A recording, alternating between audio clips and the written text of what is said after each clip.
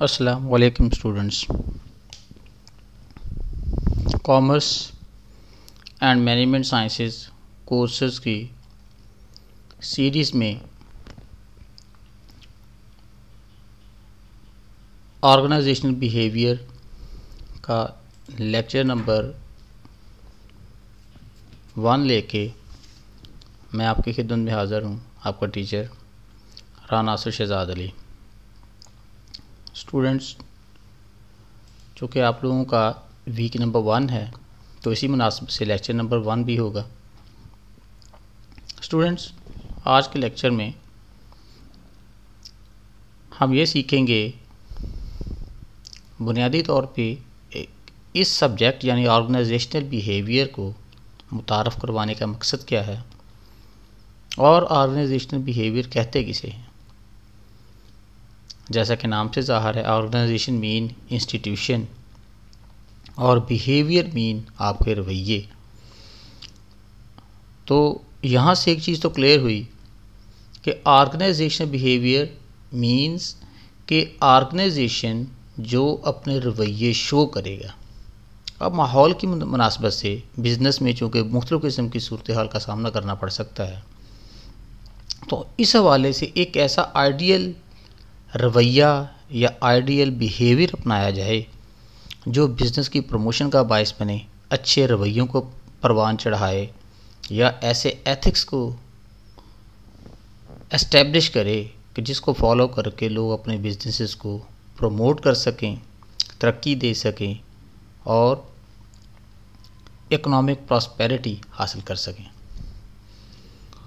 आज के लेक्चर में हम जो टॉपिक सीखेंगे, जो टॉपिक्स कवर करेंगे, उसमें बुनियादी तौर पे सबसे पहले तो हमारा टॉपिक होगा कि हम ऑर्गेनाइजेशन बिहेवियर की इंट्रोडक्शन को पहले देखेंगे कि ये सब्जेक्ट क्या है, इसको मुतारफ़ करवाने की ज़रूरत क्यों पेश आई और इसका स्कोप जो है बिजनेसेस की किस किस फील्ड में होता है।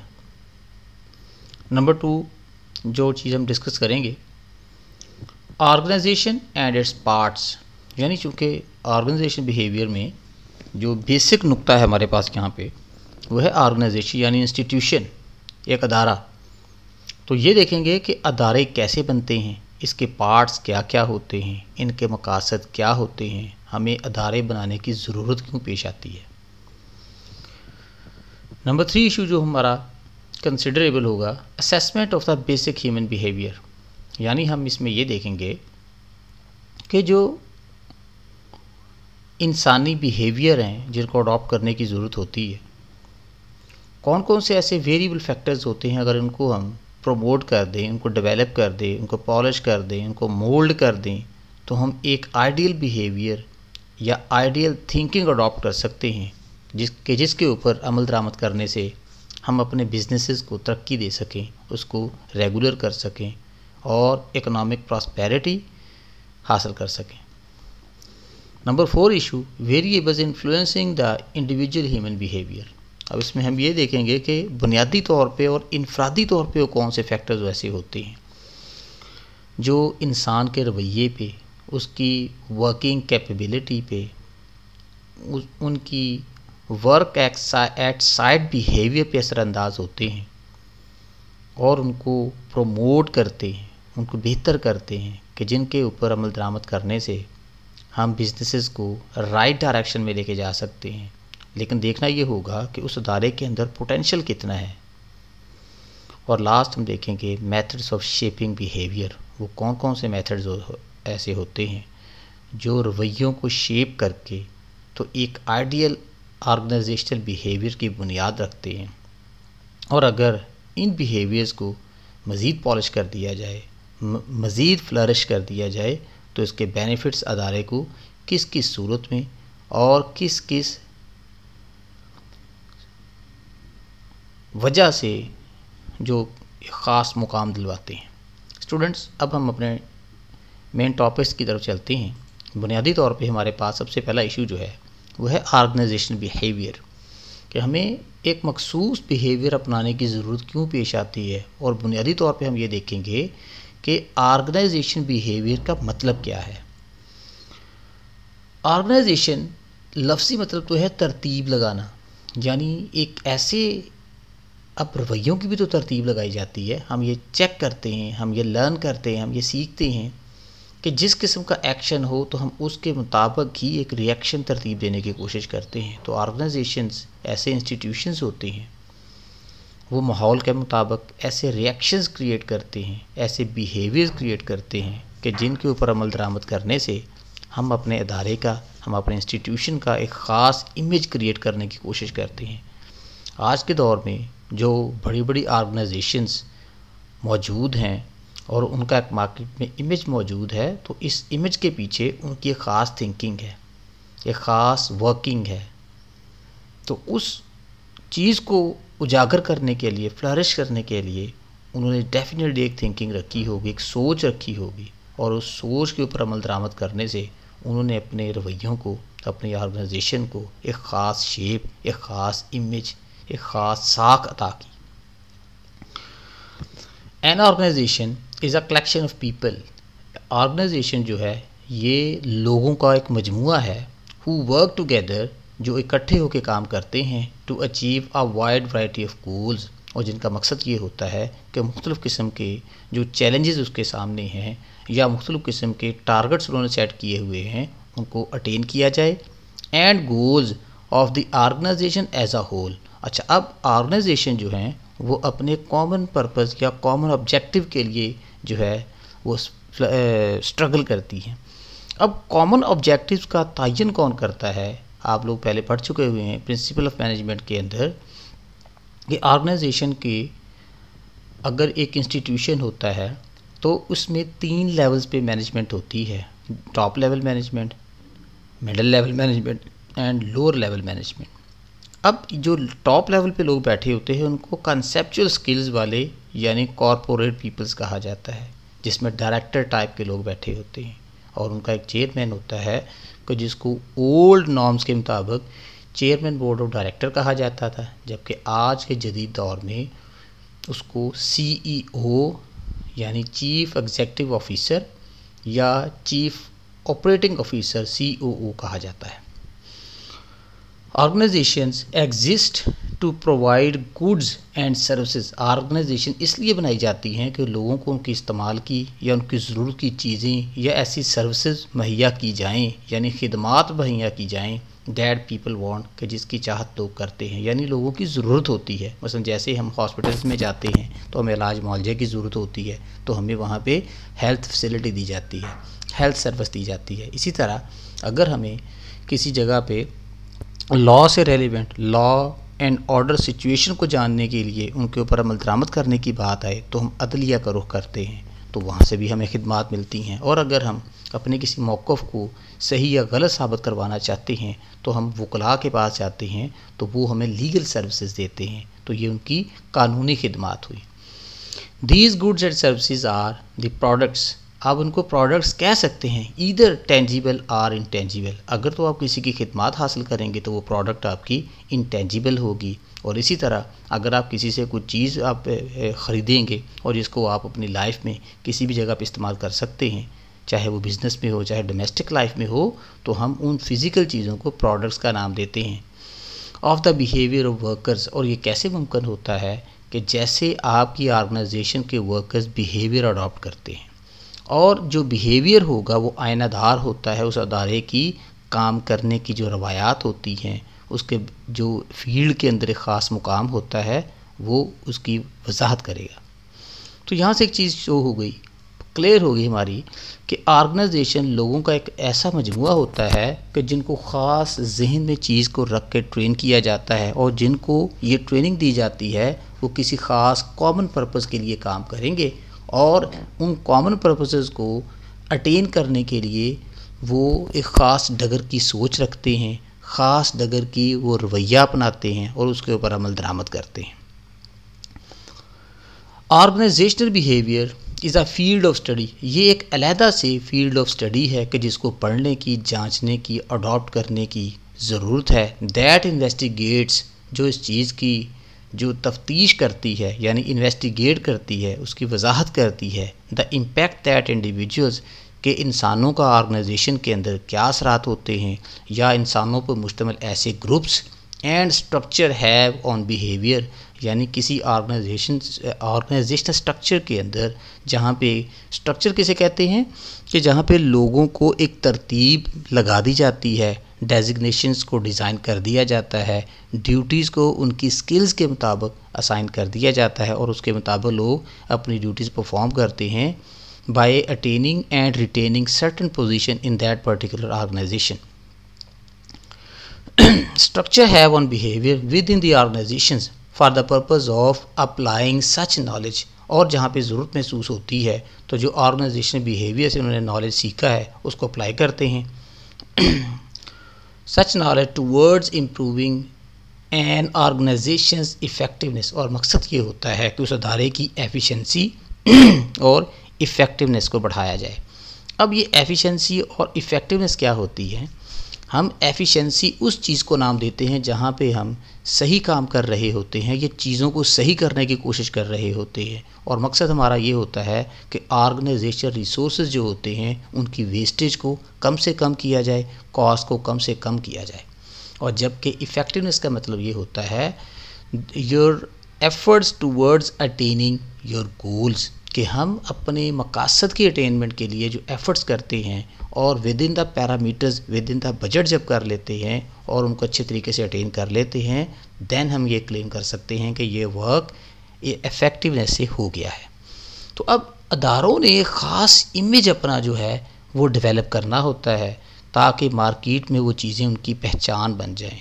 जो वर्किंग रिलेशंस होते हैं वो इस चीज़ के आयनादार होते हैं, जो वर्किंग प्रैक्टिसेस होती हैं वो इसकी आयनादार होती हैं. तो अच्छे इदारे जो होते हैं वो अपने एम्प्लॉइज़ की ट्रेनिंग करने के लिए, एक सर्टन बिहेवियर अटेन करने के लिए, उसको अडॉप्ट करने के लिए, उसको मार्केट में शो करने के लिए अपने एम्प्लॉइज़ की ट्रेनिंग भी करवाते हैं. स्टूडेंट्स, अब हम अपने अगले टॉपिक की तरफ बढ़ते हैं और मज़ीद इसको एलेबोरेट करते हैं कि ऑर्गेनाइजेशन बिहेवियर के स्कोप क्या है. यानी इस बिहेवियर को अडॉप्ट करने के बाद, इस थिंकिंग को अडॉप्ट करने के बाद, इस स्किल को सीखने के बाद हम अप्लाई कहाँ पे कर सकते हैं. जैसा कि आप सभी जानते हैं कि बिज़नेस ऑर्गेनाइजेशंस जो हैं मुख्तलिफ़ फील्ड्स में अपनी सर्विसेज देती हैं. मसलन बिजनेसेस कितनी किस्म के होते हैं.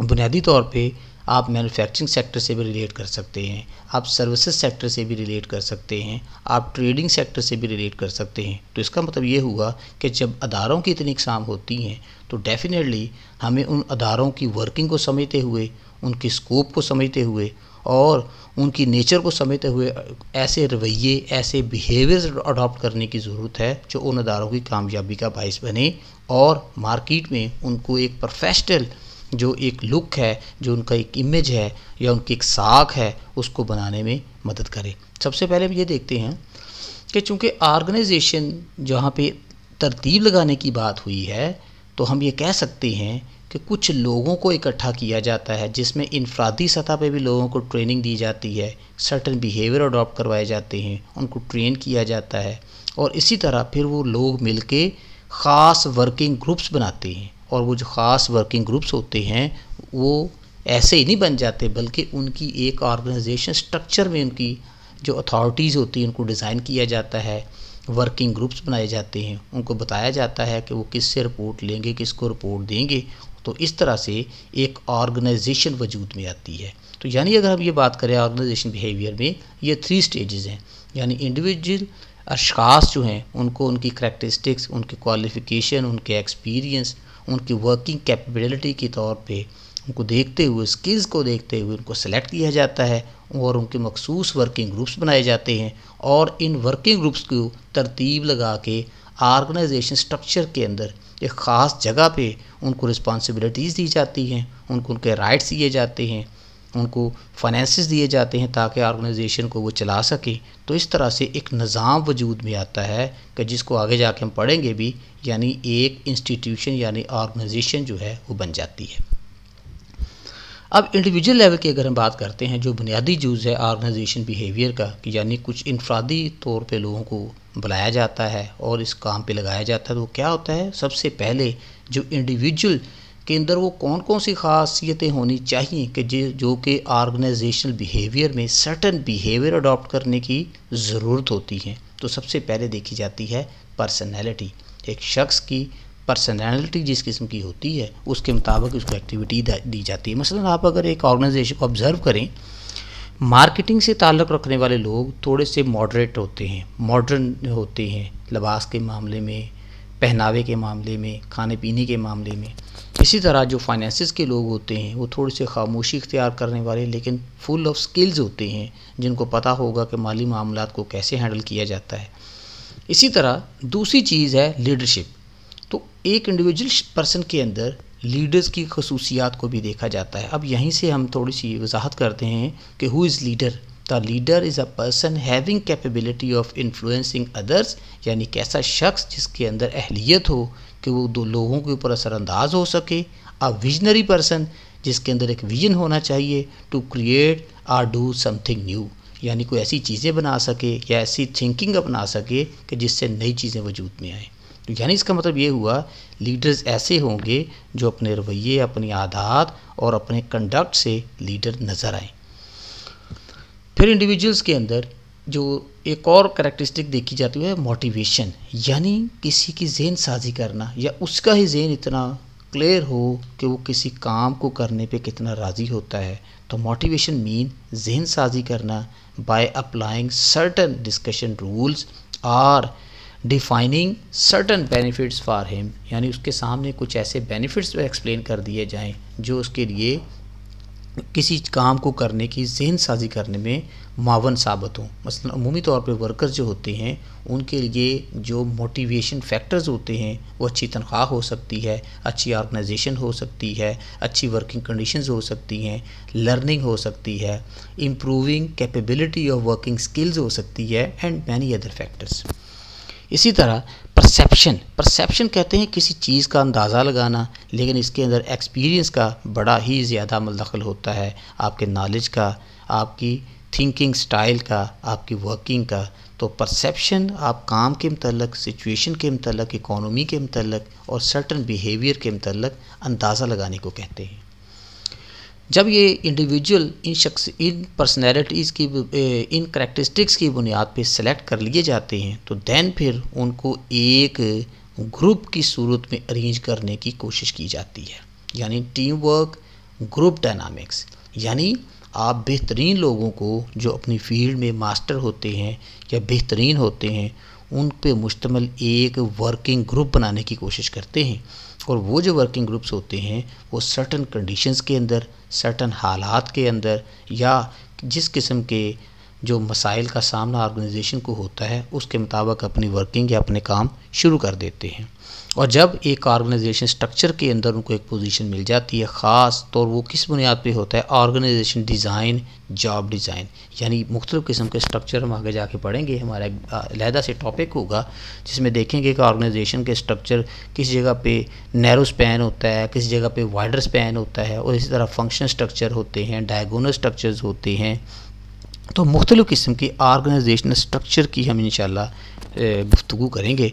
अब यहाँ पे बुनियादी चीज़ जो है ऑर्गेनाइजेशन स्ट्रक्चर के अंदर सबसे पहले डिज़ाइनिंग इशू होता है, यानी काम की नौइयत के एतबार से, उनकी वर्किंग के एतबार से और नेचर ऑफ बिज़नेस के एतबार से एक स्ट्रक्चर डिस्कस करेंगे जिसके अंदर अथॉरिटीज़ को डिज़ाइन किया जाएगा और लेबर को उनकी स्किल्स के मुताबिक या वर्किंग प्रोफेशनल्स को उनकी स्किल्स के मुताबिक डिपार्टमेंट दिए जाते हैं और वहाँ पे अपना वो काम करते हैं। और फिर उनके सामने उनकी जॉब को डिज़ाइन किया जाता है और जॉब को एक्सप्लेन किया जाता है। उसके लिए स्टैंडर्ड ऑपरेटिंग प्रोसीजर्स बनाए जाते हैं कि जिनको फॉलो करते हुए वो अपनी ऑर्गेनाइजेशन के अंदर अपनी ड्यूटीज़ को या अपनी उन सर्विसेज को मुहैया करेंगे जो ऑर्गेनाइजेशन उनको तफवीज़ करती है, यानी इसकी उनको डायरेक्शन देती है।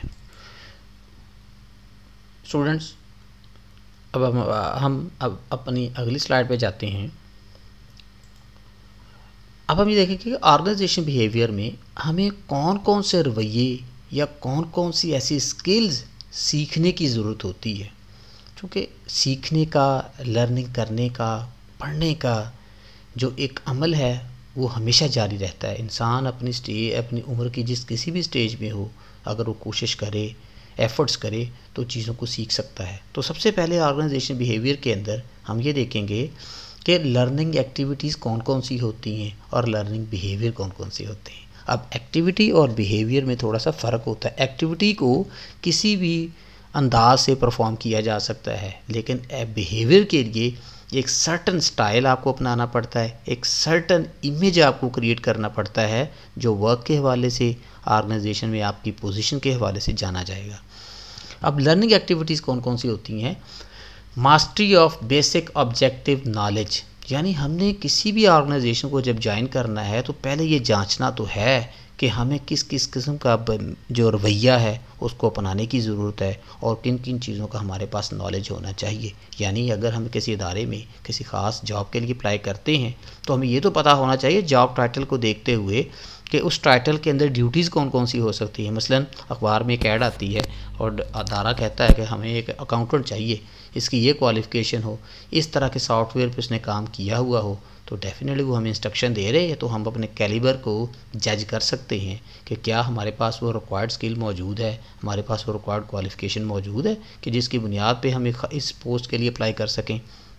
इसी तरह दूसरे नंबर पे development of specific skills and abilities. अब जब हमें नॉलेज हासिल कर लिया तो नॉलेज हासिल करने के बाद फिर हमें उनके जो हुनर होते हैं ख़ास, जिनके मुताबिक हम अपने बिज़नेस ऑर्गेनाइजेशन के अंदर मुख्तलिफ़ चीज़ों को रिपोर्ट करते हैं, मुख्तलिफ़ चीज़ों को परफॉर्म करते हैं। मसलन मैं ये इसकी एग्जांपल भी देता हूँ कि आपने पढ़ लिया, आपने एमकॉम कर लिया या एमएससी अकाउंटिंग फाइनेंस कर ली, तो उसके बाद आप ऑर्गेनाइजेशन में जॉब के लिए जाते हैं, वो आपसे स्पेसिफिक स्किल को रिक्वायर करते हैं और साथ में कहते हैं कि आपने ईआरपी पे काम किया हुआ हो या अपने टैली शीट पे या अपने Peachtree software accounting software उस पर काम किया हुआ हो। तो अगर नहीं है तो फिर हमें उस स्किल को इम्प्रूव करने के लिए, डेवलप करने के लिए एफ़र्ट्स करने की ज़रूरत है कि वर्किंग ऑर्गेनाइजेशंस के अंदर जिस तरह से काम होता है, जो से टूल्स इस्तेमाल होते हैं उनका पता भी होना चाहिए और उनके ऊपर काम करना भी आना चाहिए। Third stage application of the knowledge and skills. तो यहाँ पे हमने दूसरी स्टेज पे उस नॉलेज को या स्किल्स को सीख लिया। जब हमें पता चल गया कि हमारी स्किल जो है वो इतनी हो गई है कि हम अपनी जॉब परफॉर्म कर सकते हैं, तो थर्ड स्टेज पे जाके हम क्या करते हैं, उस जॉब को परफॉर्म करने की कोशिश करते हैं। यानी जब ऑर्गेनाइजेशन को ज्वाइन कर लेते हैं तो वहाँ पे स्पेसिफिक सॉफ्टवेयर के ऊपर आपने जो अपनी ड्यूटीज़ परफॉर्म करनी है। इसी तरह अगर आप किसी ख़ास मशीन के ऑपरेटर हैं और आपने सेकंड स्टेज पे उस मशीन को ऑपरेट करना सीख लिया है, तो आप फिर वर्किंग ऑर्गेनाइजेशन के अंदर जाके उस ड्यूटी को परफॉर्म कर सकते हैं, उस मशीन को एक्टिवली जो है वो ऑपरेट कर सकते हैं। अच्छा, अब ये जो बुनियादी स्टेज है, पहले ही हमने कहा कि mastery of basic objective knowledge, यानी किसी चीज़ का बुनियादी नॉलेज क्या है। तो जो चीज़ सीखने से ताल्लुक़ रखती है, जो एक आर्ट आपके अंदर एक स्किल की सूरत में आता है, तो उसको आप साइंस भी कह सकते हैं। क्योंकि साइंस थ्योरेटिकल या थ्योरी की हद तक भी होती है, जो चीज़ों के होने या ना होने की साइंटिफिक वजूहात पेश करती हैं, जबकि आर्ट उस हुनर का नाम है कि एक सर्टन फंक्शन को परफॉर्म करना, सर्टन ड्यूटी को परफॉर्म करने के लिए आपको वो हुनर सीखना पड़ सकता है। मसलन इसके लिए साइंस के अंदर क्या चीज़ें बुनियादी तौर पे होंगी, थीरीज़, रिसर्च बेस्ड आपके पास ऐसे एविडेंसेस होंगे, रेफरेंसेस होंगे जो उस चीज़ की हकानियत को या उस चीज़ की जो रियलिटी को आपके सामने वाज़े करते हैं। और आर्टिकल्स मौजूद होते हैं, उन आर्टिकल्स से आपको पता चलता है कि किसी ख़ास चीज़ के ऊपर जो रिसर्च की गई उसके पार्टिसिपेंट्स क्या थे, उसका एब्स्ट्रैक्ट कहाँ से आया, उससे नताइज क्या अख़ज़ किए गए, उसके हाइपोथेसिस किस तरह से बने थे। तो एक डिटेल डिस्कशन होती है। दूसरी स्टेज पे द रियल वर्ल्ड, जब हमने ये साइंस सीख लेते हैं तो इस साइंस को हम रियल वर्ल्ड पे अप्लाई करते हैं। यानी जो नॉलेज हमने सीखा होता है थ्योरी से, जो कॉन्सेप्ट बिल्डिंग की होती है और जो उन चीज़ों की रियलिटी का हमें रिसर्च से पता चलता है। अब रिसर्च से वो चीज़ें भी आपके सामने आश्कार हो जाती हैं कि जो आम ज़िंदगी में हम जो ऑब्ज़र्व नहीं कर पाते या जिनके मतलब हमारी थिंकिंग नहीं होती, लेकिन रिसर्च के नतीजे में वो चीज़ें हमारे सामने खुल के आ जाती हैं। अब रियल वर्ल्ड पे जब आपने यही चीज़ें सीखी हुई अप्लाई की तो क्या होता है, ऑर्गेनाइजेशनल एंड वर्क कॉन्टेक्स्ट, तो ऐसे अदारे वजूद में आते हैं, ऐसी ऑर्गेनाइजेशंस बनती हैं कि जिनके अंदर लोगों को, पर्सनस को, उनके एक्सपीरियंस, उनकी क्वालिफ़िकेशन और उनकी नेचर को देखते हुए असाइनमेंट ऑफ ड्यूटीज़ की जाती है और एक वर्किंग बिहेवियर अडॉप्ट करने का कहा जाता है। और थर्ड स्टेज पे यू एक्सरसाइज एंड क्वेश्चनियर क्या होता है कि आप उन्हीं ड्यूटीज़ को एक्सरसाइज करते हैं और अगर आपको उसके अंदर से कोई पॉइंट ऐसे मिलते हैं जो क्वेश्चनेबल हो या जिसको सीखने की ज़रूरत हो तो फिर उसको भी एक रिसर्च की एक टेक्निक होती है जिसमें डेटा कलेक्ट किया जाता है, क्वेश्चनियर्स। तो आप उसके तहत भी कुछ चीज़ें ऐसी होती हैं जो अपने एम्प्लॉई से या अपने वर्किंग स्टाफ से आप कलेक्ट कर सकते हैं। तो ये तो सीखने की चीज़ें हो गई कि ऑर्गेनाइजेशन बिहेवियर में जब हम लर्निंग स्टाइल पे जाते हैं, लर्निंग स्टेजेस पे जाते हैं, तो हमें किन किन मराहल से गुजरना पड़ता है और उन मराहल को सीखने के लिए हमें टाइम कितना चाहिए। ऑर्गेनाइजेशन बिहेवियर में अब हम ये देखेंगे कि रीज़न्स क्या हुए, हमें ऑर्गेनाइजेशन बिहेवियर को सीखना क्यों ज़रूरी होता है। वो ऐसी कौन सी वजूहात होती हैं कि जिनकी बुनियाद पे एम्प्लॉइज़ के लिए किसी सर्टन बिहेवियर को, किसी सर्टन रिएक्शन को या किसी सर्टन थिंकिंग को अपनाने की ज़रूरत महसूस होती है। तो सबसे पहले ऑर्गेनाइजेशनल बिहेवियर का मकसद क्या है? To learn about yourself, अपनी कैपेबिलिटी, अपनी काबिलियत को जांचना, अपने मतलब पहले देखना, and how to deal with others, और इस चीज़ पे गौर करना कि आप अपनी काबिलियत की बुनियाद पे, अपनी स्किल की बुनियाद पे, अपने रवैये की बुनियाद पे लोगों के साथ कैसे डील कर सकते हैं, बिज़नेस के मामलात के अंदर किस हद तक आप लोग असरअंदाज हो सकते हैं। Number 2, you are part of an organization, चूँकि आप भी ऑर्गेनाइजेशन का एक हिस्सा होते हैं, now and will continue to be a part of various organization, और आपके सामने ये रास्ते खुले भी होते हैं, ओपन माइंडेड होते हैं कि अगर आप किसी और ऑर्गेनाइजेशन में जाना चाहें तो आपके पास ऑप्शंस मौजूद होते हैं। और किसी एक जगह से सीखी हुई स्किल, एक जगह पे लिया हुआ एक्सपीरियंस अगली जगह पे जाने के लिए आपके लिए एक प्लस पॉइंट बन जाता है, क्योंकि जब भी इदारे नए लोगों को हायर करते हैं या किसी की सर्विसेज लेना चाहते हैं तो उसकी प्रैक्टिकलिटी और एक्सपीरियंस को बुनियादी अहमियत दी जाती है। तीसरी इसकी जो वजह है, organizations are increasingly expecting individuals to be able to work in teams, यानी आज के दौर में ऑर्गेनाइजेशन ये भी रिक्वायर करती हैं कि लोगों को टीम्स की सूरत में काम करना आना चाहिए। यानी कुछ काम की नौयत ऐसी होती हैं कि उनको इंडिविजुअली परफॉर्म नहीं किया जा सकता है और एक वर्किंग ग्रुप की ज़रूरत होती है।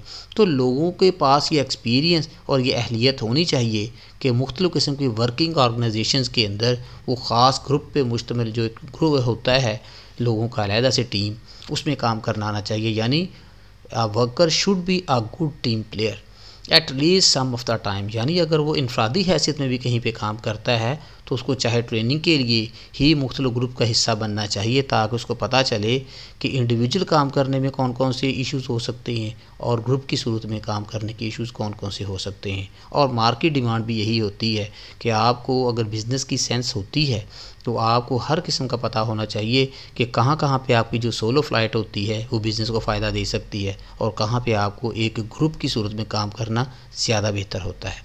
और फोर्थ स्किल जो हम सीखेंगे, some of you may want to be managers or entrepreneurs. अब यहाँ पे दो चीज़ें आ गई। मैनेजर वो शख्स होता है जो बिज़नेस की एक्टिविटीज़ को कंट्रोल करता है, अपने एम्प्लॉइज़ के लिए इंफ्रास्ट्रक्चर का अरेंजमेंट करता है और उनको डायरेक्शन देता है व्हेन नीडेड। जबकि एंटरप्रेन्योर जो होते हैं ये कैन बी मैनेजर, ये मैनेजर हो सकते हैं, लेकिन entrepreneurs are the person having ability to create और do something new, do the business or handle the business with the new ideas according to the technology advancement। यानी आज के दौर में जो टेक्नोलॉजी का रोल है और जो न्यू आइडियाज़ होते हैं बिज़नेस को चलाने के लिए, अगर किसी शख्स के अंदर हैं तो वो बिज़नेस का मालिक भी बन सकता है और एंटरप्रेन्योर भी बन सकता है। तो यहाँ पे बुनियादी फ़र्क ये हुआ कि जो मैनेजर्स होते हैं उम्मी तौर पे वो डायरेक्शन फॉलो करते हैं और अपने टारगेट को अटेन करने की कोशिश करते हैं, जबकि एंटरप्रेन्योर जो होते हैं वो आइडिया क्रिएटर्स होते हैं। वो ऐसे प्रैक्टिशनर होते हैं कि जिनके पास थ्योरी का नॉलेज भी होता है, प्रैक्टिकल एक्सपीरियंस भी होता है, प्लस नई थिंकिंग भी होती है, उनके अंदर क्रिएटिविटी होती है और उसको इस्तेमाल करके वो अदारों को एक नया जेस्चर, एक नई लुक और एक नई पहचान दे सकते हैं। अब हम ये देखेंगे कि ऑर्गेनाइजेशन बिहेवियर को सीखने की, पढ़ने की या ऐसे रवैये अडॉप्ट करने की ज़रूरत क्यों महसूस होती है, यानी इसकी हमारी प्रैक्टिकल लाइफ के अंदर, ऑर्गेनाइजेशनल लाइफ के अंदर इसकी अहमियत क्यों इतनी ज़्यादा होती है। यानी the importance of studying organization behaviour, हम इसमें ये देखेंगे कि ये क्यों ज़रूरी है इसको पढ़ना या इसको सीखना, या किसी भी ऑर्गेनाइजेशन के लिए एक सर्टन बिहेवियर को अडॉप्ट करना और उसको लोगों पे शो करना। OB applies the knowledge gained about individuals, यानी दूसरी स्टेज पे हमने ये देख लिया था कि इंडिविजुअल्स को किस किस चीज़ को सीखने की ज़रूरत है, यानी उसका ख़ास परसेप्शन होना चाहिए, उसका ख़ास एटीट्यूड होना चाहिए, उसकी वर्किंग कैपेबिलिटी होनी चाहिए। Groups and effect of structure on behaviour in order to make organizations work more effectively, यानी बुनियादी तौर पे सीखने की ज़रूरत तो यूँ होती है कि जब लोगों को एक ख़ास स्किल्स की बुनियाद पे सिलेक्ट कर लिया जाता है और इंडिविजुअल पोजीशन पे भी उनसे काम लिया जाता है, और जहाँ पे ज़रूरत महसूस होती है उनको ग्रुप्स की सूरत में वर्किंग ग्रुप का हिस्सा बना दिया जाता है, ताकि उनको सोलो फ्लाइट में काम करना भी आता हो और ख़ास टीम के अंदर भी रहते हुए काम परफॉर्म करना आता हो। और मकसद पेश नज़र यही होता है कि ऑर्गेनाइजेशन जब बनाई जाएगी तो उसको उस ऑर्गेनाइजेशनल स्ट्रक्चर के अंदर एक ख़ास मुकाम पे रखते हुए और उसकी तरबियत और स्किल के मुताबिक उससे काम लिया जाएगा, और कॉमन पर्पज़ यही होता है कि बिज़नेस को या उस ऑर्गेनाइजेशन को इफ़ेक्टिवली मार्केट के अंदर चलाया जाए। It is concern with the study of what people do in organization, ये अमूमी तौर पे एक ऐसा सब्जेक्ट भी है जो आपको ये बताता है कि लोग एक ऑर्गेनाइजेशन के अंदर रहते हुए क्या कुछ कर सकते हैं और क्या उन्हें करना चाहिए, and how that behaviour affects the performance of और ऑर्गेनाइजेशंस। और हमें ये भी सीखने को, देखने और समझने का मौका मिलेगा कि लोगों के जो बिहेवियर्स होते हैं वो अदारे की परफॉर्मेंस के ऊपर या उन इंडिविजुअल्स की इंडिविजुअल परफॉर्मेंस के ऊपर उनका असर क्या पड़ता है। डेफिनेटली जो प्रोफेशनल्स होते हैं वो चलते फिरते भी और आम लाइफ के अंदर भी बाकी लोगों से सीखते हैं, उनकी ऑब्जर्वेशन बड़ी स्ट्रांग होती है, उनकी कैपेबिलिटी ऑफ अडॉप्टिंग यानी अडॉप्टेशन जो है वो बड़ी स्ट्रांग होती है। तो अब तमाम इस डिस्कशन को हम ये छोटे छोटे पॉइंट्स के अंदर जो है समो देते हैं कि हम ऑर्गेनाइजेशनल बिहेवियर को क्यों पढ़ते हैं, इसकी वजूहात क्या हैं। OB is a way of thinking. अच्छा, ये पहला पॉइंट ये है कि ऑर्गेनाइजेशनल बिहेवियर का नॉलेज जो है एक ख़ास डगर पे, एक ख़ास एंगल से चीज़ों के मतलब, बिज़नेस के मतलब, मार्केट के मतलब, कस्टमर के मतलब सोचने का नाम है। Number 2, OB is multi disciplinary, यानी इसके डिसिप्लिन बहुत ज़्यादा होते हैं। इस ऑर्गेनाइजेशन बिहेवियर में जो ख़ास बिहेवियर अडॉप्ट किए जाते हैं, इनको सर्विसेज सेक्टर में भी अप्लाई किया जा सकता है, इनको मैन्युफैक्चरिंग सेक्टर में भी अप्लाई किया जा सकता है, और इनको ट्रेडिंग सेक्टर में भी अप्लाई किया जा सकता है। और जैसे इदारे की रिक्वायरमेंट होती है हमें उसके मुताबिक ही एक सर्टन बिहेवियर अडॉप्ट करना होता है। Number 3, there is a distinctly humanistic orientation with the OB, यानी इसका मतलब ये हुआ कि ऑर्गेनाइजेशन का जो बिहेवियर है वो लोगों के सोशल जो उनका बिहेवियर है उस पर बिलोंग करता है, उस पर बेस करता है। जब लोगों के रवैये अच्छे होंगे तो ऑर्गेनाइजेशन की भी जो चीज़ सामने आएगी रवैये की सूरत में, उसके लर्निंग की सूरत में या वर्किंग स्टाइल की सूरत में सामने नज़र आएगी। और अगर उसके वर्कर्स या उसके पार्टिसिपेंट्स इसमें इतना इंटरेस्ट नहीं लेते तो फिर किसी ऑर्गेनाइजेशन को एक ख़ास एंगल देना या उसको एक ख़ास इमेज पे लेके जाना ये मुमकिन नहीं रहता। The field of OB is performance oriented. अब यहाँ से ये चीज़ बड़ी अहम हो गई। परफॉर्मेंस, अदारों के अंदर एम्प्लॉइज़ को जो प्रमोशन दी जाती है, उनको अगले स्टेटस पे भेजा जाता है या उनको मुख्तलिफ़ किस्म के फाइनेंशियल बेनिफिट्स दिए जाते हैं, उसका ताल्लुक परफॉर्मेंस के साथ होता है। और परफॉर्मेंस क्या चीज़ है कि कम से कम कॉस्ट लगाते हुए ज़्यादा से ज़्यादा बेनिफिट्स हासिल कर सकें, कम से कम टाइम इस्तेमाल करते हुए आपकी गेन ज़्यादा हो और अदारे की फेवर में हो। और लास्ट पॉइंट जो है जो इसकी अहमियत को वाज़े करता है, the external environment is seen as having significant impact on OB, यानी बैरूनी माहौल जो है वो बहुत सारी सूरतों में ऑर्गेनाइजेशन की जो इंटरनल वर्किंग्स होती हैं उसके ऊपर असरअंदाज हो सकता है। मुख्तलिफ दुनिया में मुख्तलिफ वबाओं का आ जाना ये एक एक्सटर्नल फैक्टर है, बिज़नेस पे असरअंदाज होगा। इसी तरह दूसरा, अगर गवर्नमेंट मुख्तलिफ किस्म की पॉलिसीज़ अडॉप्ट करती हैं, कुछ ऐसे कवानीन का इतलाक़ करती हैं जो उस ऑर्गेनाइजेशन को सूट नहीं करते, तो इसका भी बैड इम्पैक्ट हो सकता है। तो यानी इसका मतलब ये हुआ कि एक्सटर्नल एनवायरनमेंट के अंदर बहुत सारे फैक्टर्स ऐसे होते हैं जो सिग्निफिकेंटली उस अदारे की वर्किंग के ऊपर असरअंदाज हो सकते हैं। तो फिर क्यों ना हमें पहले से उन तमाम पॉसिबिलिटीज़ के मतलब पढ़ के अपने आप को मेंटली या फिज़िकली तैयार कर लेना चाहिए कि अगर मुख्तलिफ़ किस्म के अनफेवरेबल हालात का सामना करना पड़े तो आपका रिएक्शन किस सूरत में सामने आना चाहिए। अब हम बात करेंगे ऑर्गेनाइजेशन बिहेवियर के मॉडल की, यानी इस मॉडल के तहत हमें ये पता चलेगा कि जब हम इंडिविजुअल्स को ख़ास लेवल पर रहते हुए असेस करते हैं तो उसके ऊपर क्या प्रोसेसेस किए जाते हैं, और हमने लोगों को जो सिलेक्ट करना होता है किन चीज़ों की बुनियाद पे करना होता है। चाहे लोगों की सिलेक्शन हम इंडिविजुअल हवाले से करें, चाहे उनकी सिलेक्शन हम एक ग्रुप के हवाले से करें, या फिर उनको हमने किसी ऑर्गेनाइजेशनल स्ट्रक्चर के अंदर एक ख़ास मुकाम देना हो। तो अगर ये डायग्राम को आप मद्देनज़र रखें तो इसको बेसिकली हम 3 हिस्सों में तकसीम कर रहे हैं। बेसिक ओबी यानी ऑर्गेनाइजेशनल बिहेवियर मॉडल को, जिसमें जो पहले आपके पास हिस्सा है ये है इनपुट कहलाएगा, ये ऊपर लिखा हुआ है इनपुट। अब इनपुट जो ऐसी चीज़ को कहते हैं, ऐसी एफ़र्ट्स को कहते हैं, ऐसी फ़िज़िकल थिंकिंग को कहते हैं, फ़िज़िकल चीज़ों को कहते हैं जो किसी अदारे में अप्लाई की जाती है। मसलन अगर हम बात करें इंडिविजुअल लेवल के ऊपर तो डाइवर्सिटी हो सकती है, यानी आपका एक ऐसा नॉलेज जो मुख्तलिफ डिपार्टमेंट में आपने काम करके हासिल किया हो। फिर पर्सनैलिटी हो सकती है कि एक शख्स का देखने का, सोचने का, समझने का, रिएक्ट करने का एक ऐसा अंदाज़ जो बिज़नेस की फ़ेवर में हो, या चाहे बिज़नेस की फ़ेवर में ना भी हो लेकिन उस बंदे का एक ज़ाती इमेज जो आपके सामने बयान कर दे। और वैल्यूज़ यानी रवायात, वो शख्स जो काम करते हुए आया है उसने कौन कौन सी रवायात को अडॉप्ट किया है या देखा हुआ है। इसी तरह जब ग्रुप लेवल की हम बात करते हैं तो सबसे पहले ये देखेंगे ग्रुप का स्ट्रक्चर क्या है। अगर एक शख्स कोई पर्सनैलिटी का और उसकी कैपेबिलिटी का हमने अंदाज़ा लगा लिया है तो फिर ये भी इमेजिन करना है कि वो इस ग्रुप के अंदर किस किस पोजीशन पे काम कर सकता है या हम उससे किस जगह पे काम ले सकते हैं। फिर है ग्रुप रूल्स। ग्रुप के रूल्स मुख्तलिफ़ किस्म के होते हैं। हमने प्रिंसिपल ऑफ मैनेजमेंट के अंदर मुख्तलिफ़ किस्म के रूल्स के मतलब पढ़ा हुआ है जो एक मैनेजर परफॉर्म कर सकता है, जिसके अंदर उनके इंटरपर्सनल रोल्स हो सकते हैं, इंफॉर्मेशनल रोल्स हो सकते हैं और फिर डिसीजनल रोल्स हो सकते हैं।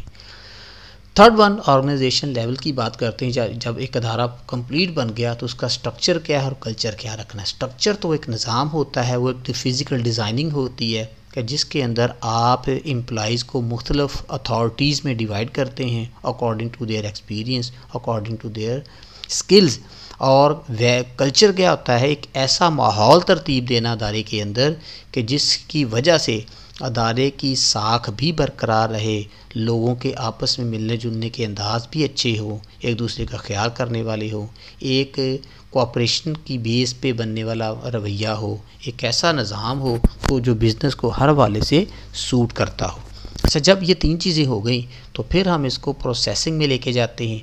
यानी इंडिविजुअल लेवल पे क्या होगा, अगर इसी लेवल को हम देखते हैं, इमोशंस एंड मूड्स हमें जो चेक करनी होती है, इस चीज़ पे वर्किंग करने की ज़रूरत है कि वो शख्स जो है अपना रवैया कैसे शो करेगा, अपने जज्बात का इजहार कैसे करेगा। मोटिवेशन, और अगर हमें ज़रूरत महसूस होगी तो हम उनको मोटिवेट करेंगे, उसको ट्रेनिंग देंगे, काम सिखाएँगे।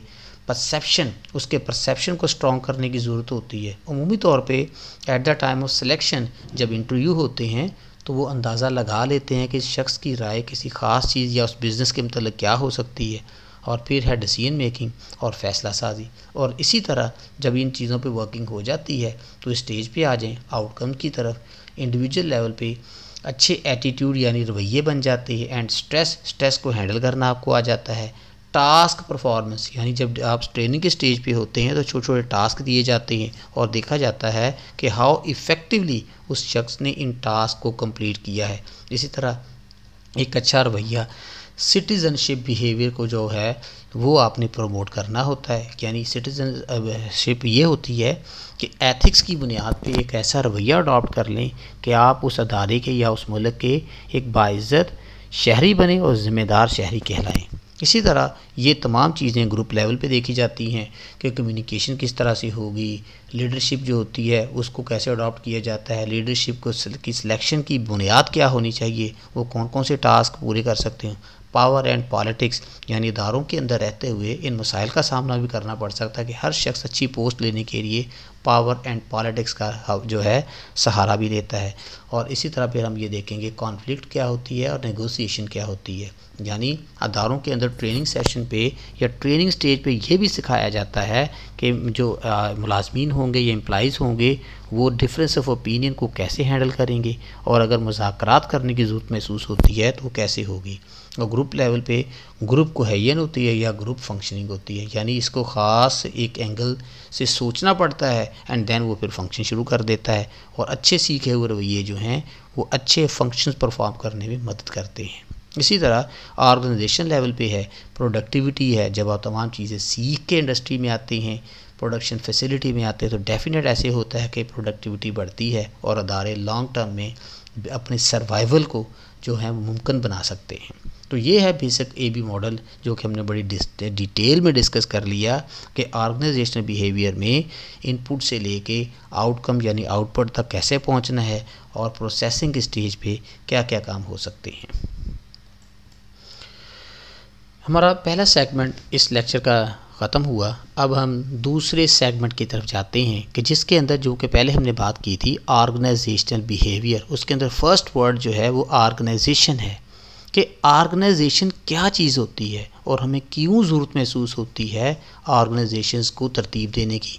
जैसे बिजनेसेस के मतलब सारे जानते हैं कि जो डिस्टिंक्ट इंस्टीट्यूशंस होते हैं कि वो अदारे जो बिज़नेस को परफॉर्म कर रहे होते हैं या बिज़नेस कर रहे होते हैं, इनको ऑर्गेनाइजेशंस का नाम भी देते हैं कि अगर उसके अंदर स्ट्रक्चर के तहत मुख्तलिफ अथॉरिटीज़ को डिज़ाइन कर दिया जाए, उसकी ड्यूटीज़ का उसको पता हो, उसकी परफॉर्मेंस का उसको पता हो, उसके बाद इसकी स्किल हो, तो वो फिर अदारा जो बज़ाहिर सामने एक एंटिटी नज़र आ रही होती है उसे हम ऑर्गेनाइजेशन का नाम दे सकते हैं।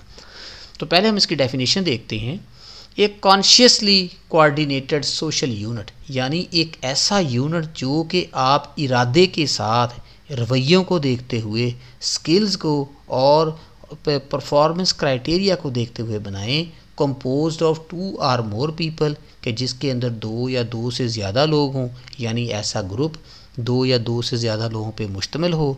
Those functions on relatively continuous basis और वो कुछ ड्यूटीज़ या फंक्शंस परफॉर्म कर सकें आप मुस्तकिल बुनियादों पे, यानी डेली जाके हुए काम परफॉर्म करने हैं। To achieve a common goal और सेट ऑफ गोल्स, और उनको फिर स्टेटेड कॉमन गोल्स पे काम करना पड़ता है, एक गोल हो या एक से ज़्यादा हो। तो ये वही डेफिनेशन है जो हमने ऑर्गेनाइजेशन बिहेवियर में देखी है, लेकिन चूँकि यहाँ पे थोड़ी सी डिस्टिंक्शन ये आ गई कि ऑर्गेनाइजेशन चंद लोगों पे मुश्तमिल एक ऐसा वर्किंग यूनिट होता है कि जिसका मकसद ये होता है कि कॉन्टीन्यूस बुनियादों पे इस काम को करना है, और इस काम को करने का मोटिव ये होता है कि आपने जो सेंट्रली डिसाइडेड जो गोल्स होते हैं या उनके जो टारगेट्स होते हैं उनको अचीव करना होता है। Organizational structure is the formal system of task and reporting relationships, यानी जब एक स्ट्रक्चर तरतीब दिया जाता है तो स्ट्रक्चर के अंदर हर शख्स को उसकी अहलियत, उसकी काबिलियत, उसके इल्म, उसके एक्सपीरियंस और क्वालिफ़िकेशन के मुताबिक एक ख़ास रोल दिया जाता है। और जब ये रोल उसको मिल जाता है तो पता तो चलता है ना कि इसके वर्किंग रिलेशनशिप्स क्या हैं, इसने किस अदारे के अंदर किससे रिपोर्ट लेनी है, किसको रिपोर्ट देनी है। That controls, coordinates and motivates employees, और जिसके अंदर जो उसकी ड्यूटी क्या हो सकती है, यानी एक ऑर्गेनाइजेशन के अंदर क्या कुछ सीखने को मिलता है कि हाउ टू कंट्रोल, आपने चीज़ों को कंट्रोल कैसे करना है। कोऑर्डिनेट्स, उनके दरमियान तावन की या स्मूथ रिलेशंस की बुनियाद कैसे रखनी है।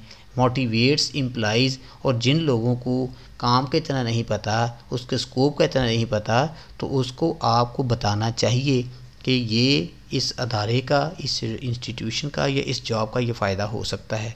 सो दे कोऑपरेट, और फिर इस तरह से वो एक दूसरे के साथ ताउन करें, मिलजुल के अपनी एक्टिविटीज़ को परफॉर्म करें and work together to achieve organizational goals, और मिलजुल के काम करना और मकसद आपका यही होगा कि आप अपने मकासद की अटेनमेंट कर सकें।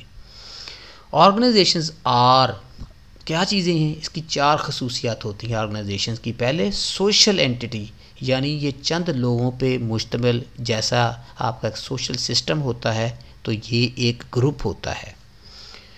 नंबर 2, गोल ओरिएंटेड, ऑर्गेनाइजेशन ख़ास मकासद को जहन में रखते हुए बनाई जाती हैं। कोई ऑर्गेनाइजेशन ऐसी नहीं होगी कि जिसको बिज़नेस में आने का या सर्टन एक्टिविटी परफॉर्म करने का कोई मकसद ही ना हो। नंबर 3, डेलिब्रेटली स्ट्रक्चर्ड, जिसमें आप खुद कार निज़ाम के तहत नहीं बल्कि अपनी मर्ज़ी से एक स्ट्रक्चर तरतीब देते हैं, अथॉरिटीज़ तरतीब देते हैं, फिर लोगों को सर्टन पोस्ट पे जॉब देते हैं और उनको ड्यूटी असाइन करते हैं कि आपने ये काम करने हैं। और number 4, link to the external environment. देखें, चूँकि हमने ऑर्गेनाइजेशन के साथ बात कर ली कि इसमें लोग होते हैं, तो लोग मुख्तलिफ सोर्सेज से हायर किए जाते हैं। तो बाहर से आने वाले लोग स्टार्ट में मुख्तलिफ थिंकिंग, मुख्तलिफ आइडियोलॉजी और मुख्तलिफ किस्म की स्किल्स लेके आते हैं। तो इसको फिर हम अमूमी तौर पे एक्सटर्नल एनवायरनमेंट से ही रिलेट करते हैं। इसी तरह अगर ऑर्गेनाइजेशन की बात करें, जो कि ऑर्गेनाइजेशन का लफ्ज़ी मतलब तरतीब के हैं, तो जब एक अदारा बनता है तो ये सिंपल सा एक मैंने स्ट्रक्चर यानी एक फंक्शनल स्ट्रक्चर रखा है कि जो मैनेजमेंट होती है हायर लेवल पे, तो एक ये इंडस्ट्रियल यूनिट का मैंने बनाया है, वहाँ पे मैनेजमेंट कैसे होती है। तो टॉप पे जो बोर्ड ऑफ गवर्नर्स होती हैं, तो या टॉप लेवल के जो डायरेक्टर्स होते हैं वो मैनेजमेंट कहलाते हैं। उनके नीचे 3 किस्म के, जैसे कि मैंने बनाया हो, इससे ज़्यादा डिपार्टमेंट भी हो सकते हैं, लेकिन मैं बुनियादी तौर पे इसको बता रहा हूँ कि डेवलपमेंट जहाँ पे तरक्की का काम होता है, रिसर्च का काम होता है, और ऑर्गेनाइजेशन के लिए या बिज़नेस के लिए जो रिसर्च बेस्ड प्रोडक्ट सेलेक्ट करते हैं या ऐसे प्रोसेसेस को आप डिवाइस करते हैं, उनको अडॉप्ट किया जाता है।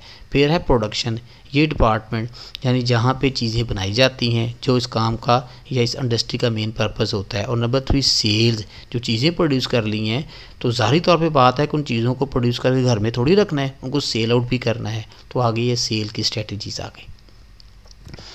अब सेल के अंदर जब हम सेल डिपार्टमेंट तरतीब देते हैं, अगर ऑर्गेनाइजेशंस बड़ी हैं और बहुत बड़े ऑपरेशनल एरिया को कवर कर रही हैं, तो वो फिर अपने ऑपरेशनल एरियाज़ को मुख्तलिफ हिस्सों में तकसीम करते हैं। जैसा कि ये लिखा हुआ है, नॉर्थ पोल और साउथ पोल, यानी नॉर्थ शुमाल और साउथ जनूब, यानी बड़े बड़े एरियाज़ के लिए उसके कौन कौन से वो इंडिपेंडेंट यूनिट्स भी काम करवा सकते हैं। और नंबर 2 है प्रोडक्शन की, इसी तरह सीरीज़ और पार्ट्स। सीरीज़ ये होती है यानी कंटिन्यूस प्रोडक्शन सिस्टम कि जिसके अंदर चीज़ें एक ही नौइयत की लंबे अरसे तक बनाई जाती हैं। और जबकि पार्ट्स की सूरत में ये होता है कि स्पेसिफिक जॉब ऑर्डर चलाए जाते हैं। जब किसी एक नई चीज़ का ऑर्डर आ जाता है तो उस ऑर्डर के मुताबिक उसकी प्रोडक्शन शुरू कर देते हैं और ख़ास टाइम पर जाकर उनको रोक दिया जाता है। और इसी तरह अगर डेवलपमेंट की बात करें तो डेवलपमेंट तो 2 सूरतों में हो सकती हैं। चीज़ों की साख भी चेंज हो जाती है, उनकी साख्त भी चेंज हो जाती है, उनका डिज़ाइन भी चेंज हो जाता है। और इसी तरह जो सॉफ्टवेयर्स होते हैं, तो सॉफ्टवेयर के डे बाय डे आप देखते हैं कि डिफरेंट किस्म के न्यू वर्जन आते रहते हैं।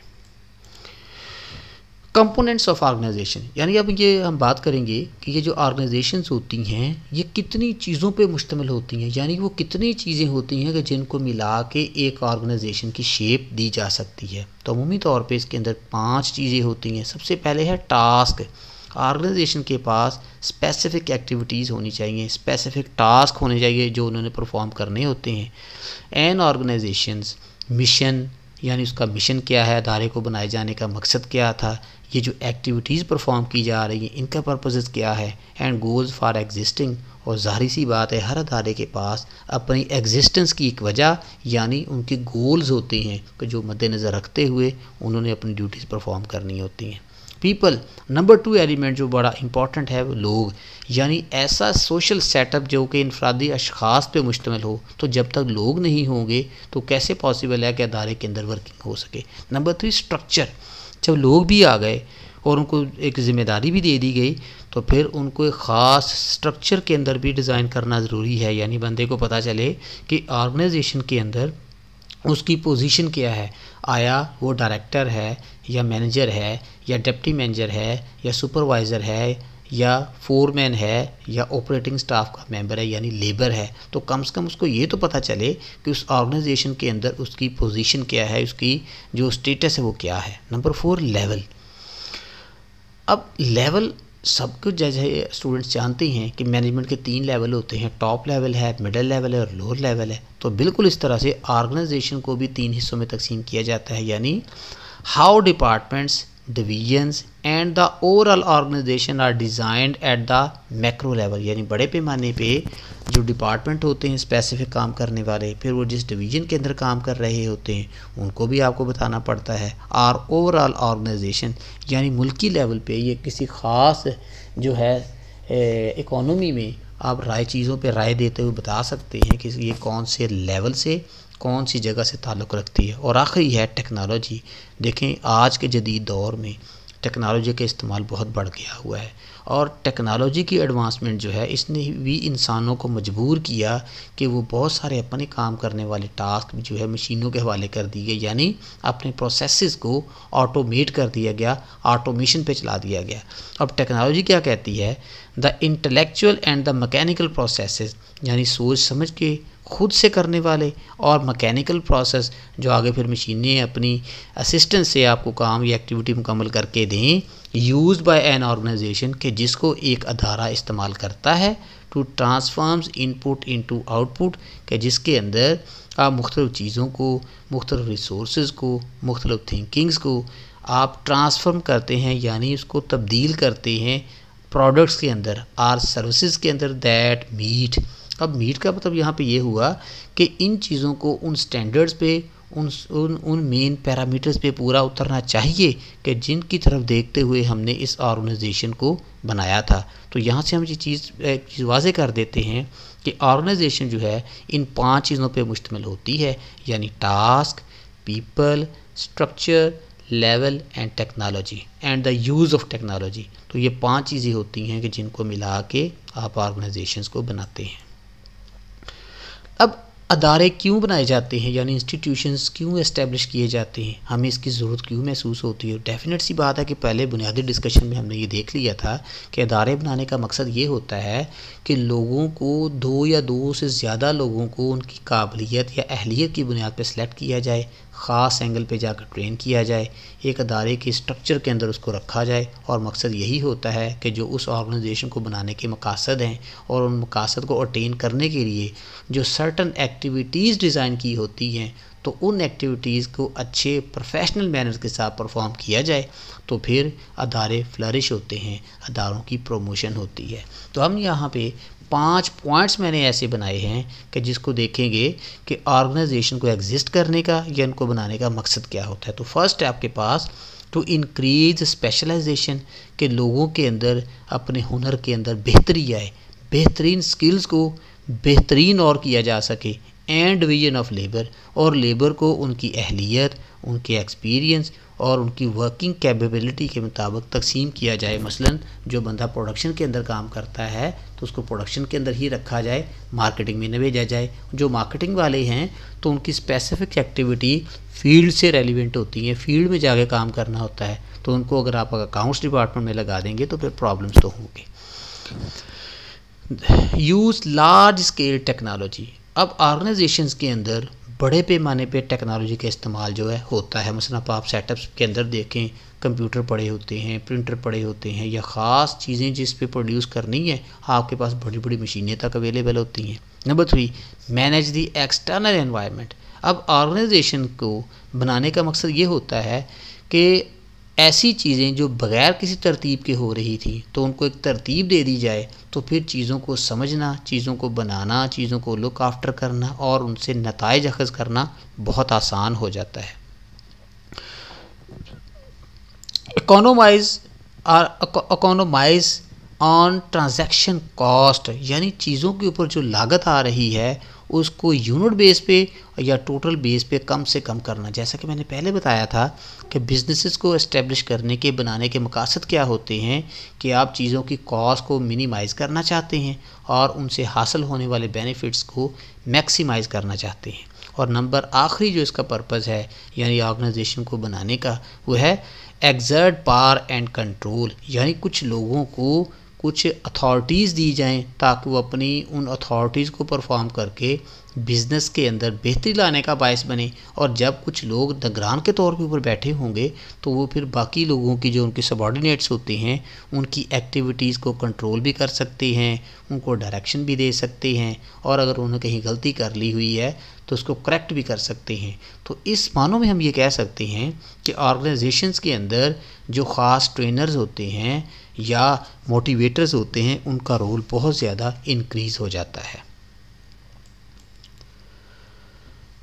बड़ा इम्पॉर्टेंट टॉपिक है। अब इसमें ये देखेंगे कि एक सर्टन बिहेवियर लर्न करना या किसी चीज़ को सीखना अदारों के अंदर रहते हुए हमारे लिए क्यों ज़रूरी होता है।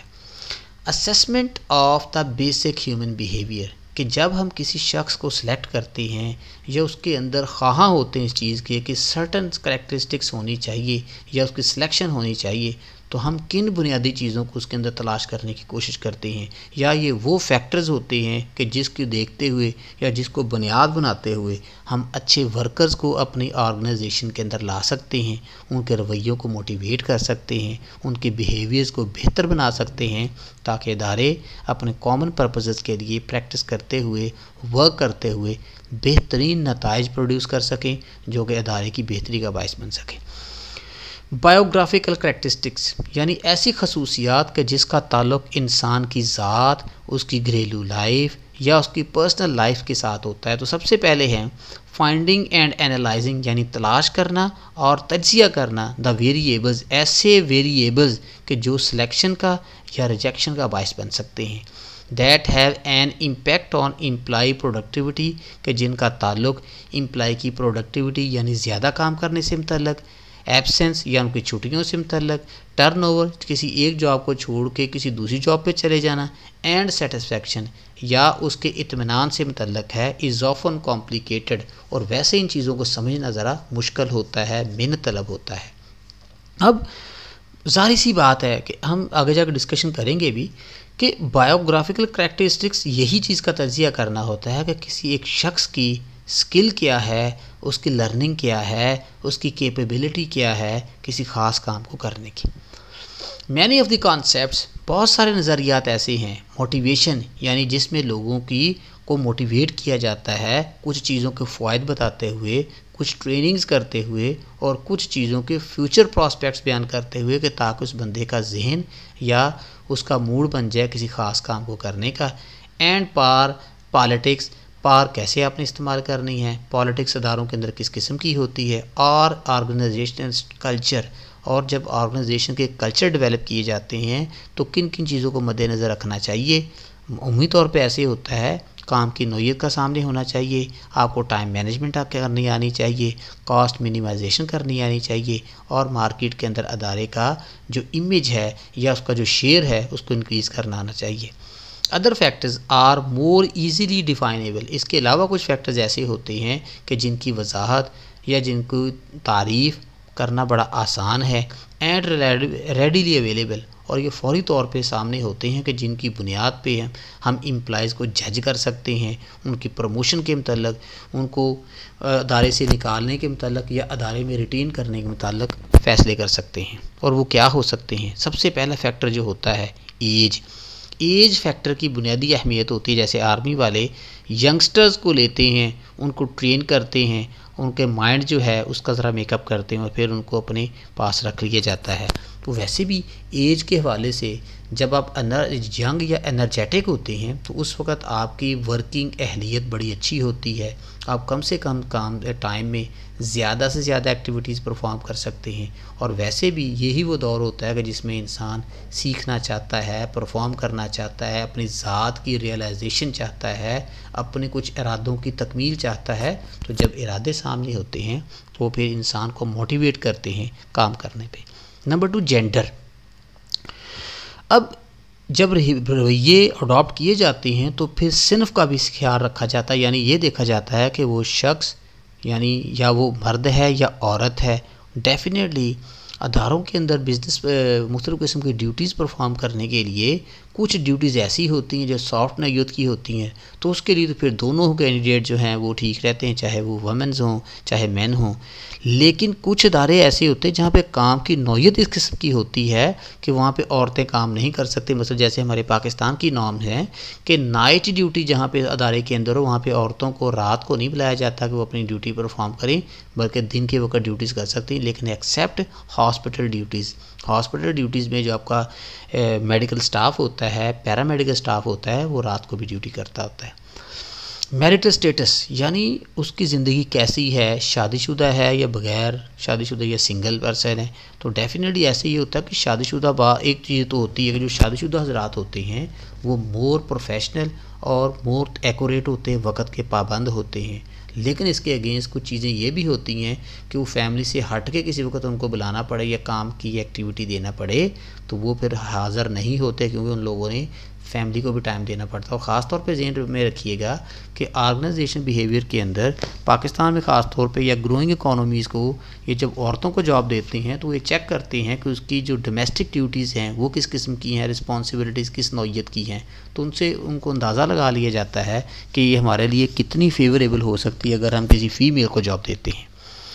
और लास्ट पॉइंट है लेंथ ऑफ सर्विसेज, यानी जॉब देनी है तो कितने एरिया के लिए, कितने वक्त के लिए देनी है। अमूमी तौर पे जो लॉन्ग टर्म जॉब्स होती हैं यानी परमानेंट जॉब जो होती हैं इनकी मोटिवेशन ज़्यादा होती है और इनके असरात भी वर्कर्स के ऊपर ज़्यादा होते हैं।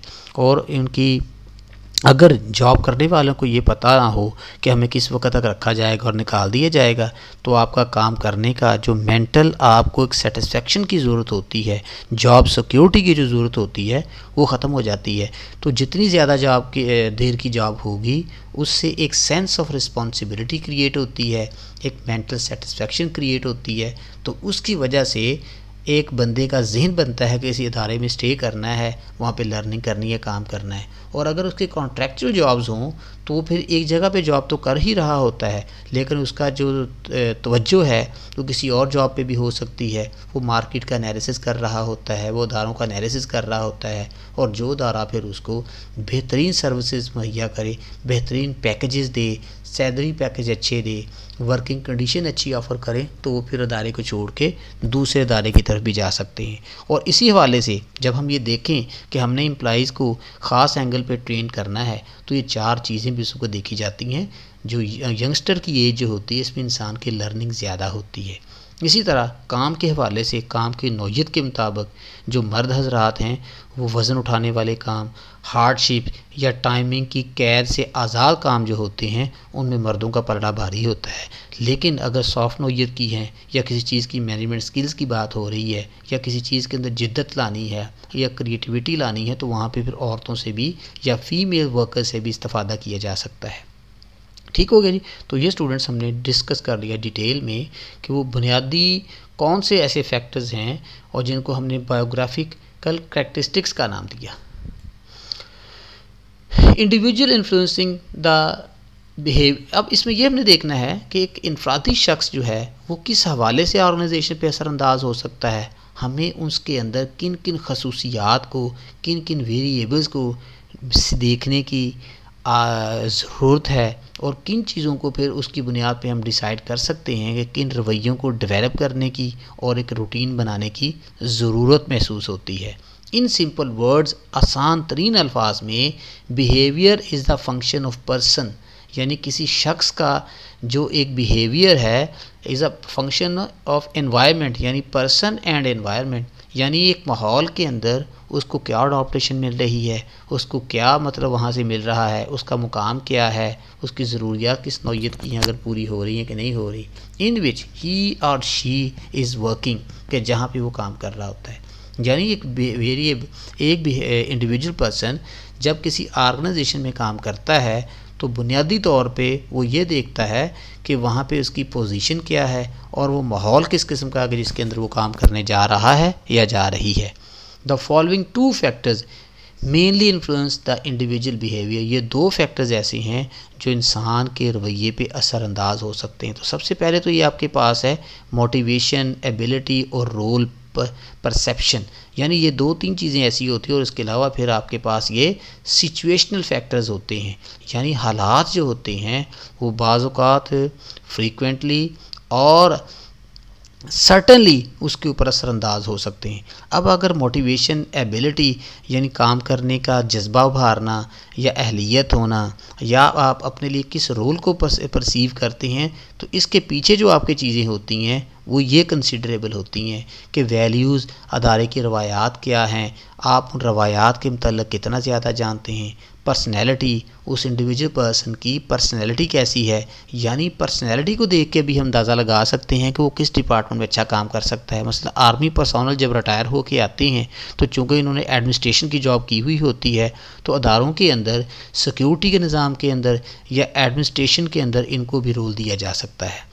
परसेप्शन वो अंदाज़े होते हैं जो आप हालात को स्कैन करना सीख जाते हैं, हालात को ऑब्ज़र्व करने के बाद, एनालाइज करने के बाद अपनी राय या अपनी वर्किंग बिहेवियर को डेवलप करने का फ़ैसला कर सकते हैं। इमोशंस, आपके जज्बात कैसे हैं। नए नए जब बच्चे जॉब करने के लिए आते हैं तो उनके इमोशंस हाई होते हैं, क्योंकि लर्निंग की स्किल होती है उनके अंदर, और शौक़ और जज्बा भी होता है कि किसी जॉब पे रहते हुए कुछ चीज़ें नई सीखनी है। एटीट्यूड उन बिहेवियर्स को कहा जाता है जहाँ पे पर्सनल अपना रवैया शो करते हैं। और स्ट्रेस, कि अगर आपके पास परेशानी की सूरत हाल होती है तो उस परेशानी की सूरत हाल के अंदर आपका बिहेवियर कैसा होना चाहिए और स्ट्रेस हैंडल कैसे करते हैं।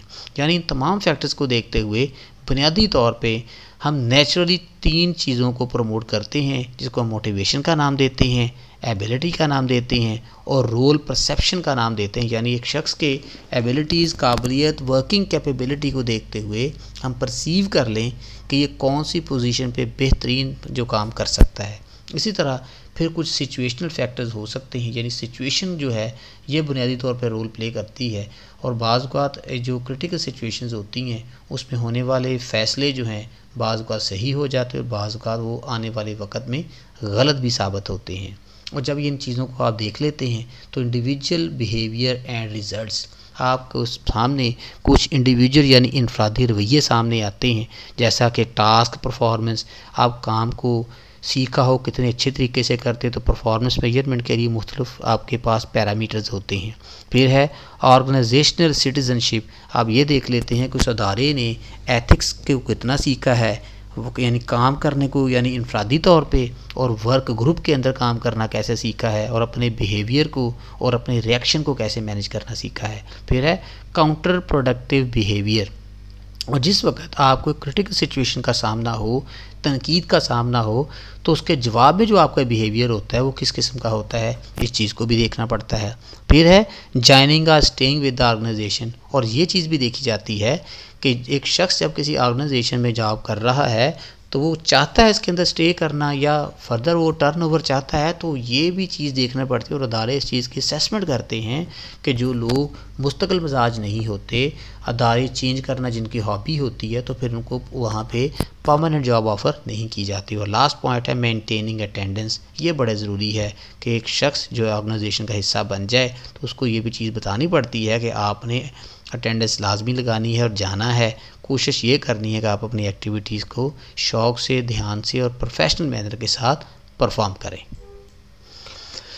मेथड्स ऑफ शेपिंग बिहेवियर, जब सर्टन बिहेवियर्स को अडॉप्ट करने की या उनको प्रमोट करने की बात करते हैं तो हमें कुछ मेथड ज़हन में रखने चाहिए, जिनको अभी हम डिस्कस करेंगे।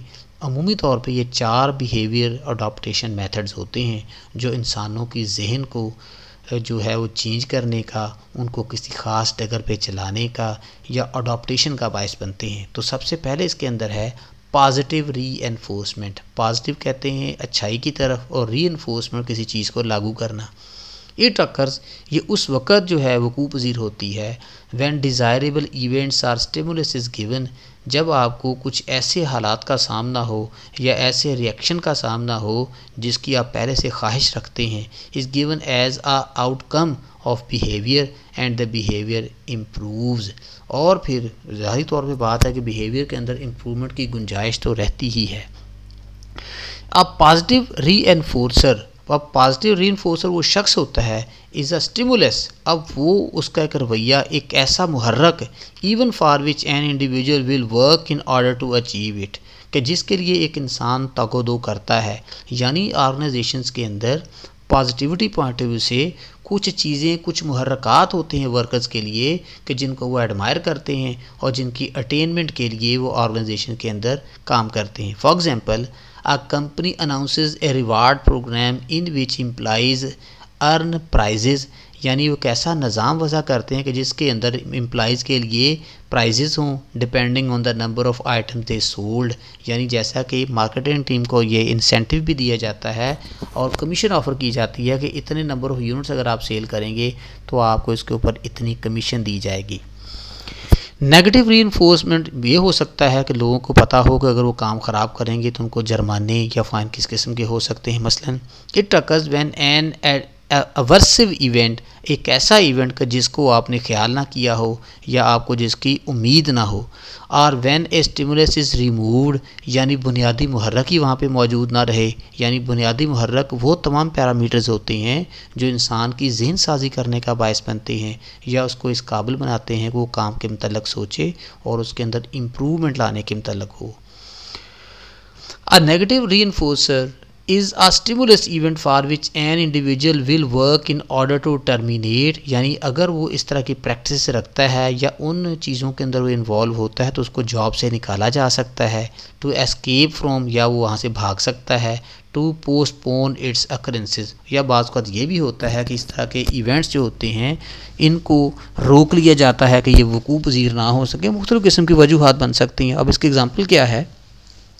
A company has a policy that an employee can have a Saturday off, यानी उन्होंने शर्त रखी हुई है एम्प्लॉइज़ के लिए कि एम्प्लॉइज़ हफ्ते को उस वक़्त छुट्टी कर सकते हैं, ओनली इफ़, और कंडीशन ये है ही complete the assigned work by Friday, अगर 5 दिन के अंदर फ्राइडे तक सारे हफ्ते की एक्टिविटी उन्होंने मुकम्मल कर ली है और उनकी रिपोर्ट भी कर दी है तो फिर वो सैटरडे को छुट्टी करेंगे, और अगर कोई एक आध एक्टिविटी भी रहती हुई तो फिर उनको सैटरडे को ऑफ़ करने की ज़रूरत नहीं है। तो यहाँ पे एक कंडीशन इम्पोज की गई है और इस कंडीशन का, उस शर्त का पूरा होना ज़रूरी रखा गया है, तो इसको हम नेगेटिव रीइंफोर्समेंट कह सकते हैं। जबकि पहली कंडीशन के अंदर कोई जुर्माने वाली बात नहीं थी कि अगर कोई नंबर ऑफ़ यूनिट सेल नहीं करेगा तो उसको फ़ाइन हो सकता है या वो डी प्रमोट हो सकता है, तो ये चीज़ इसलिए उसको फिर हमने पॉजिटिव रीइंफोर्समेंट कहा था। Number 3, punishment. यहाँ पे कुछ सज़ाएँ, कुछ जुर्माने इम्पोज किए जाते हैं। The creation of some unpleasant conditions, यानी ऐसी चीज़ें भी आ जाती हैं ऑर्गेनाइजेशंस की लाइफ में कि जिसको पहले से आप अच्छा तसव्वुर नहीं करते या वो खुशी का बाइस नहीं होती, to remove an undesirable behaviour, कि जिसकी वजह से जो एक ऐसा बिहेवियर जिसको ऑर्गेनाइजेशन के अंदर चाहत नहीं जिसकी होती या जिसको आप जो है एडमायर नहीं करते, तो उसके लिए मुख्तलिफ़ सज़ाओं का तयन कर दिया जाता है। मसलन वो क्या हो सकता है? अ टीनेजर, एक छोटा यानी एक नौजवान, कम्स होम लेट, अगर वो लेट आए, and the parents take away the privilege of using the cell phone, और उसको जो एक फ़ायदा दिया हुआ है सेल फ़ोन यूज़ करने का, सज़ा के तौर पे वालिदैन उससे वो फ़ोन छीन लें ताकि उसके बाहर के राब्ते ख़त्म हो जाएं और वो जो टाइम बे टाइम घर से बाहर निकलता है तो उसकी आदत ख़त्म हो जाए। और आखिरी पॉइंट है एक्सटिंक्शन। अब ये एक्सटिंक्शन क्या होता है? The process of eradicating any type of reinforcement, यानी एक ऐसा अमल कि जिसके अंदर हालात के अंदर, एक प्रोसेस के अंदर वो ऐसी रीइंफोर्समेंट जो कि मौजूद हो उनकी हौसला शिकनी की जाए, काजिंग एनी अनडिज़ायरेबल बिहेवियर, यानी माहौल के अंदर ऐसी चीज़ें जो रवैयों को बुरा बनाने का बायस बनती हैं, जो ताल्लुकात को ख़राब करने का बायस बनती हैं, जो माहौल को वीकन करने का बायस बनती हैं, तो कोशिश इस निज़ाम के तहत की जाती है कि उन कंडीशंस को ख़त्म कर दिया जाए। अब इसकी एग्जांपल क्या है? A child who crawls under the table, जो टेबल के नीचे छुपा हुआ है, to hide and seek attention, यानी वो खेल खेल रहा है जिसको आप छुपन छुपाई कहते हैं, gradually stops doing so when the attention is withdrawn, वो ऐसा काम करने से हट जाएगा जब उसके ऊपर तवज्जो नहीं जाएगी। और अमूमन ऐसे होता है कि अगर बच्चों को सर्टन एक्टिविटी से रोका जाए और बार बार कहा जाए तो इंसान की नौइयत या नेचर है कि इंसान वही एक्टिविटी करने की कोशिश करता है कि जिससे रोका जाता है। और अगर बच्चों को रोका ना जाए और एक दफ़ा मर्ज़ी कर लेने दी जाए तो उसके बाद फिर आप उसको इस चीज़ की कॉम्प्लेक्सिटी या उसकी चीज़ों को समझा सकते हो। तो सेम लाइक ऑर्गेनाइजेशंस के अंदर भी ऐसे होता है कि वर्कर्स जो होते हैं उनको जब आपने ट्रेन करना है, चीज़ें सिखाना है या साइकोलॉजिकली मोटिवेट करना है, तो आपको बड़े एक मतलब ठहराव वाले रवैये का मुज़ाहरा करना पड़ता है कि जिससे वो एम्प्लाई या वो प्रोफेशनल्स बोरियत महसूस ना करें या वो रिएक्शन को अपना जायज़ हक ना समझें। तो लास्ट स्टेज जो है इस लेक्चर की, इसमें उन मेथड जिनको अभी मैंने बयान किया है उनकी एक डायग्राम बनी हुई है। रीएनफोर्समेंट थ्योरी ऑफ मोटिवेशन का नाम दिया गया है इसे, कि यानी ऐसी चीज़ें निकाल दी जाएं जो दायरे के अंदर बेचैनी का बायस बनती हैं, ऐसे बिहेवियर अडॉप्ट किए जाएं कि जो कोई रवैयों के अंदर और ताल्लुकात के अंदर बेहतरी लाने का बायस बन सकती हैं। और फिर कुछ चीज़ें ऐसी हैं जो नापसंदीदा होती हैं दायरे के लिए, तो उसके ऊपर फिर कुछ सज़ाओं का जो है वो अमल दरामद किया जाता है कि जिसकी वजह से एम्प्लॉइज़ के अंदर एक डर भी पैदा हो जाए कि वो इस तरह की एक्टिविटीज़ अगर ना करें तो उनको फिर फ़ाइन नहीं होगा। और अगर वो इस तरह की चीज़ें, इस तरह की रिस्पॉन्सिबिलिटीज़ कमिट करती हैं तो फिर बाज़ औक़ात ये भी हो सकता है कि उनके अंदर एक ज़िद की कंडीशन पैदा हो जाती है, एक रिएक्शन पैदा हो जाता है। तो अदारे के लिए जो डिफरेंस ऑफ ओपिनियन होती है या मुख्तलिफ़ किस्म की कॉन्फ्लिक्ट्स का पैदा हो जाना, ये बेहतर नहीं होता। और एक्सटिंक्शन ऐसे होते हैं when new behaviour remove positive consequences, और अचानक रवैये चेंज हो जाएं, जैसा कि ऐसे होता है अदारों के अंदर कि न्यू मैनेजमेंट आ जाने की वजह से पुरानी पॉलिसीज़ को छोड़ दिया जाता है, नई पॉलिसीज़ को इम्प्लीमेंट कर दिया जाता है। तो वहाँ पे भी आपको थोड़ा सा एक कूल माइंड रवैये का जो है वो सामना करना, अपना मुज़ाहरा करना होता है। वजह ये होती है कि जो आपके एम्प्लॉइज़ होते हैं या ऑर्गेनाइजेशनल मेंबर्स होते हैं वो पुरानी मेंबरशिप या पुराने मैनेजर के साथ काम करने के आदी होते हैं, वो उसका जो स्टाइल होता है उसको अडॉप्ट कर चुके होते हैं। तो बेहतर अमल ये होता है कि नए बंदे के साथ काम करने के लिए उनको थोड़ा सा टाइम दिया जाए कि जिसके अंदर वो अपने जहन को एक दूसरे के साथ जो है वो एडजस्ट कर सकें। तो स्टूडेंट्स, आज का हमारा ये टॉपिक ख़त्म हुआ जिसके अंदर हमने बुनियादी डिस्कशन कर ली ऑर्गेनाइजेशन बिहेवियर के हवाले से। इंशाल्लाह अगले लेक्चर में आपके पास हाज़िर होंगे। तब तक के लिए अल्लाह हाफ़िज़।